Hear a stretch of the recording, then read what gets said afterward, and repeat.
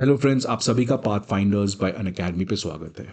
Last week आपने एक news सुना था जहां पे चाइनीज एयरक्राफ्ट पहली बार जापान के एयर स्पेस में इलीगली एंटर कर गए थे, जिसके रिटेलिएशन में जापान ने अपने एयरक्राफ्ट को स्क्रैम्बल किया था चाइनीज मिलिट्री एयरक्राफ्ट को इंटरसेप्ट करने के लिए।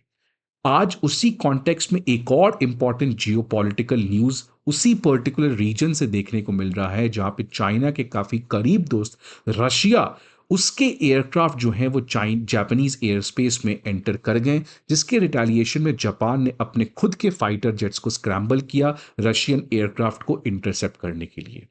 अगर आप इन दोनों डॉट्स को कनेक्ट करोगे देन आपको ये समझ में आएगा कि ये जो इंसिडेंट है ये आइसोलेशन में नहीं हुआ है, बल्कि इस पर्टिकुलर इशू में जापान को एक प्रेशर आ रहा है चाइना और रशिया दोनों की तरफ से।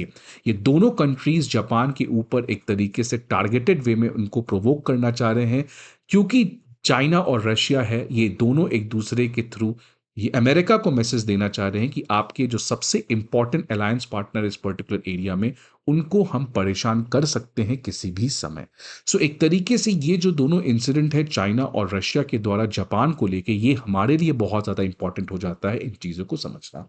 तो ये पर्टिकुलर आप न्यूज़ देख सकते हैं जहां पे रशिया के एक military aircraft TU-142 petrol aircraft ये उस पर्टिकुलर एरिया में एंटर कर जाता है जो एरिया जापान और रशिया के बीच में डिस्प्यूटेड रीजन है, एक तरीके से नो मैंस लैंड है। वहां पे ये रशियन एयरक्राफ्ट एंटर करता है और एंटर करता ही नहीं है बल्कि 6 से 8 घंटे तक इस पूरे एरिया में कॉन्स्टेंटली अपने आप को रिवॉल्व करते रहता है। जैसे ही जापानीज एयर डिफेंस सिस्टम को पता चलता है तो जापानीज फोर्सेस ने अपने मिलिट्री एयरक्राफ्ट्स को तुरंत स्क्रैम्बल किया इसको इंटरसेप्ट करने के लिए। आगे बढ़ने के पहले फ्रेंड्स आपके पास एक इंपॉर्टेंट इन्फॉर्मेशन कि पटना में हमारा फोर्थ ऑफलाइन ब्रांच खुल चुका है जहां पे ऑफलाइन क्लासेस 27 सितंबर से यूपीएससी और बीपीएससी के लिए स्टार्ट होने जा रहे हैं। इसके अलावा इंग्लिश मीडियम में करोल बाग में ऑफलाइन बैचेस हमारे 23 सितंबर को स्टार्ट होने जा रहे हैं। हिंदी मीडियम में 19 सितंबर को मुखर्जी नगर में ऑफलाइन बैचेस हमारे स्टार्ट होने जा रहे हैं। प्रयागराज के स्टूडेंट्स के लिए हिंदी और इंग्लिश दोनों मीडियम में बैचेस 16 और 17 सितंबर को ऑफलाइन मीडियम में स्टार्ट होने जा रहे हैं। ऑल्सो आपको ये पता है कि Unacademy IAS comprehensive GS course तो देता ही है, इसके अलावा CSAT essay writing course, optional courses, current affairs and full length test series भी हम लोग प्रोवाइड करते हैं। इसके अलावा आपको किसी भी तरीके का प्रॉब्लम आए तो आप हमारे टॉप एजुकेटर्स के साथ इंटरैक्ट कर सकते हैं, 1-to-1 mentorship and doubt solving जैसे फैसिलिटीज का भी यूज कर सकते हैं। इन सारे इंफॉर्मेशन के लिए आपको हमारे अनअकैडमी आईएएस के ऑफलाइन ब्रांचेस में विजिट करना होगा। अगर आप नहीं आ सकते हैं तो आप हमारे ऐप को डाउनलोड करें जहां पे आपको ये सारे इंफॉर्मेशन दिए जाएंगे। अब इस चाइना, रशिया और जापान की डिस्प्यूट को समझने के लिए हमें ये कुरिल आइलैंड्स को समझना बहुत जरूरी है। अगर हम कुरिल आइलैंड्स को मैप पे देखें तो ये कुरिल आइलैंड्स देख सकते हैं, ये जापान के होकाइडो आइलैंड से स्टार्ट होता है। यहां से ये कुछ कुरिल आइलैंड स्टार्ट होता है और ये सारा जो चेन है, बहुत सारे आइलैंड्स हैं। इन सारे आइलैंड जो रशिया के कामचटका पेनिनसुला तक हैं। तो ये जो जापान के होकाइडो आइलैंड से कामचटका पेनिनसुला ऑफ रशिया तक बीच में जितने भी आइलैंड्स हैं, इन सारे ग्रुप ऑफ आइलैंड्स को हम लोग कुरिल आइलैंड्स कहते हैं। इस कुरिल आइलैंड्स में जो साउथ वाला एरिया है, यहां पे आप देख सकते हैं ये पर्टिकुलर 4 आइलैंड्स हैं यहां पे जो डिस्प्यूटेड है। इन 4 आइलैंड्स को जापान अपना कहता है तो रशिया अपना कहता है। जापान इन पर्टिकुलर 4 आइलैंड जिनका आप नाम देख सकते हैं, शिकोतान, कुनाशिर, इतुरुप एंड हाबोमाई। तो ये जो 4 आइलैंड्स हैं जो कुरिल आइलैंड्स के काफी नीचे हैं, इनको जापान कहता है नॉर्दर्न टेरिटरीज और रशिया कहता है इनको सदर्न क्यूरिल आइलैंड्स। बिकॉज अगर हम क्यूरिल आइलैंड्स की बात करें तो ये रशिया कंट्रोल करता है, लेकिन ये जो 4 आइलैंड्स हैं जो क्यूरिल आइलैंड्स के काफी नीचे हैं, जो जापान के काफी करीब है, जापान का मानना है कि ये चारों क्यूरिल आइलैंड्स मेरे हैं। तो ये जो इस समय रशिया के जो मिलिट्री एयरक्राफ्ट एंटर किए हैं वो इसी पर्टिकुलर एरिया में एंटर किए हैं जो ये दोनों के बीच में डिस्प्यूटेड है।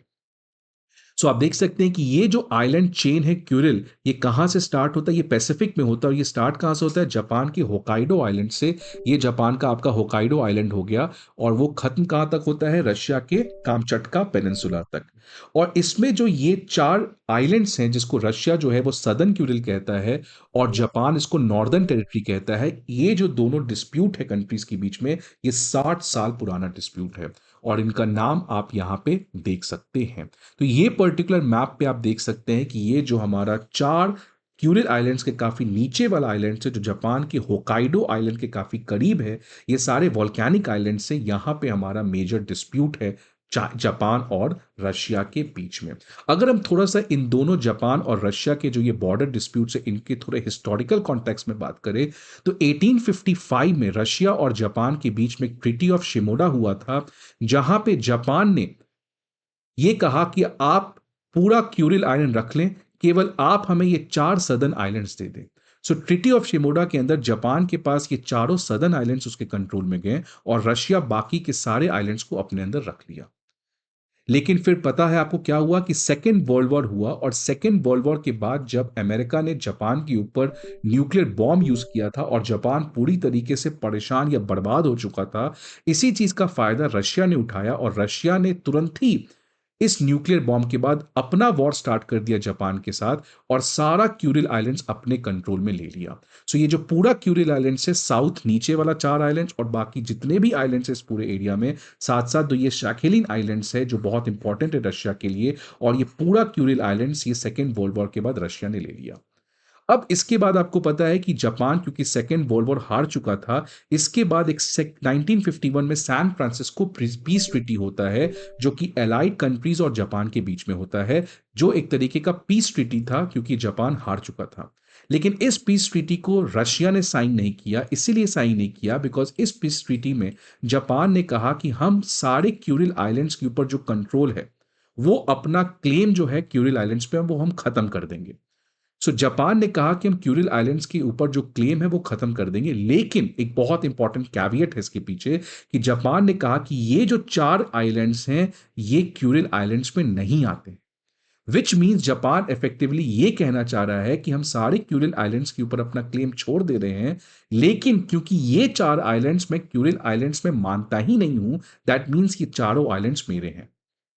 इसी की वजह से रशिया ने इस पीस ट्रीटी को साइन नहीं किया और अभी तक अगर आप बात करेंगे तो ऑल्दो 1956 में जापान और सोवियत यूनियन के बीच में डिप्लोमेटिक रिलेशन को रिस्टोर किया गया, लेकिन इस अभी तक पीस डील जो दोनों के बीच में कोई फॉर्मल पीस डील अभी भी इन दोनों कंट्रीज के बीच में नहीं है। तो इसी की वजह से ये जो 4 आइलैंड्स हैं ये अभी बहुत ज्यादा डिस्प्यूटेड हैं और रशिया बीच बीच में जापान को इसी तरीके से परेशान करने के लिए ये सारे इंसिडेंट्स को करते रहता है। अब आखिरकार ये एरिया इतना इंपॉर्टेंट क्यों हो जाता है? तो सबसे इंपॉर्टेंस इस एरिया का है नेचुरल रिसोर्स है यहाँ पे। आपको पता है ये पूरा एरिया जो है it is a very rich fishing ground और साथ ही साथ यहाँ पे ऑयल और गैस रिजर्व्स होने की भी बात की जा रही है। इसके अलावा रेयर रीनियम डिपॉजिट्स भी पाया गया है इत्रुप आइलैंड में। टूरिज्म एक बहुत इंपॉर्टेंट यहाँ पे सोर्स ऑफ इनकम है। साथ ही साथ रशिया के यहाँ पे 30,000 लोग इस पर्टिकुलर आइलैंड में रहते हैं और रशिया का इनफैक्ट एक मिलिट्री प्रेजेंस भी है, आप देख सकते हैं इस इतरुप वाले एरिया में। और ये रशिया के लिए इसलिए इंपॉर्टेंट हो जाता है बिकॉज रशिया यहाँ से जापान के ऊपर कंट्रोल रख सकता है, चाइना के ऊपर भी कंट्रोल रख सकता है और साथ साथ साउथ चाइना सी और ये जो पूरा पैसिफिक है इसमें अपने प्रेजेंस को बना के रखना चाहता है। और जापान जो है उसके लिए पर्टिकुलर एरिया बहुत इंपॉर्टेंट है बिकॉज जापान का कहना है कि ये चारों हिस्टोरिकली सिविलाइजेशनली मेरे साथ ही रहे हैं। अब बात आता है कि आखिरकार ये जो पर्टिकुलर प्रॉब्लम है ये अभी वापस से क्यों बढ़ गई है? आप देखेंगे जिस तरीके से यूक्रेन कॉन्फ्लिक्ट हुआ है और सारे वेस्टर्न नेशंस रशिया के अगेंस्ट हो गए हैं, सैंक्शंस लगाए हैं, तो जापान भी उस पर्टिकुलर वेस्टर्न ब्लॉक को ज्वाइन कर लिया है जिसने रशिया के ऊपर सैंक्शन लगाया है यूक्रेन की वजह से। सो ये बात रशिया को पसंद नहीं आया था, इसीलिए रशिया जापान को एक मैसेज देना चाह रहा था कि आप जो इस तरीके से वेस्टर्न कैंप को ज्वाइन कर लिए हो इससे आप बचें। दूसरा रीजन है China Russia no limits partnership. आपको पता है कि रिसेंटली जापान जो है वो बहुत सारे ऐसे इनिशिएटिव्स को स्टार्ट किया है, सच एज क्वाड की बात करें। ये सारे इनिशिएटिव्स जापान इंडो पैसिफिक का कॉन्सेप्ट भी हमारा जापान से आया था, शिंजो एबे से। सो चाइना को जापान के साथ ऑलरेडी बहुत ज्यादा प्रॉब्लम था। और रशिया का प्रॉब्लम जो है तब से बढ़ा है जब से रशिया ने 2014 में क्राइमिया को एनेक्स किया है, और वेस्ट के साथ रशिया का रिलेशन खराब हुआ है, और जापान के साथ भी इसी वजह से उसका रिलेशन खराब हुआ है। और दूसरी तरफ चाइना रशिया की दोस्ती बहुत ज्यादा बड़ी है, इसलिए ये दोनों कंट्री की जो पार्टनरशिप है, ये दोनों एक साथ आप देख सकते हैं लगातार back to week, last week China और इस वीक रशिया।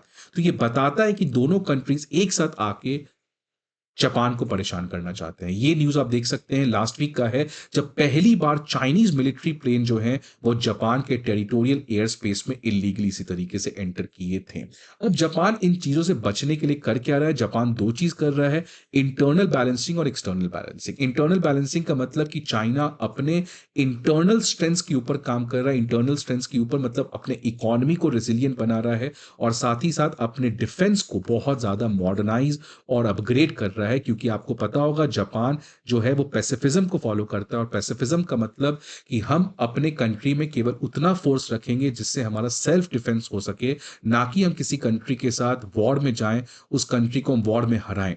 सो वो एग्रेसिव फॉरेन पॉलिसी होता है। पैसिफिस्ट फॉरेन पॉलिसी मतलब आप बहुत ही मिनिमम फोर्स रखोगे अपने सेल्फ डिफेंस के लिए। बट आज जापान ने पैसिफिज्म को खत्म कर दिया है।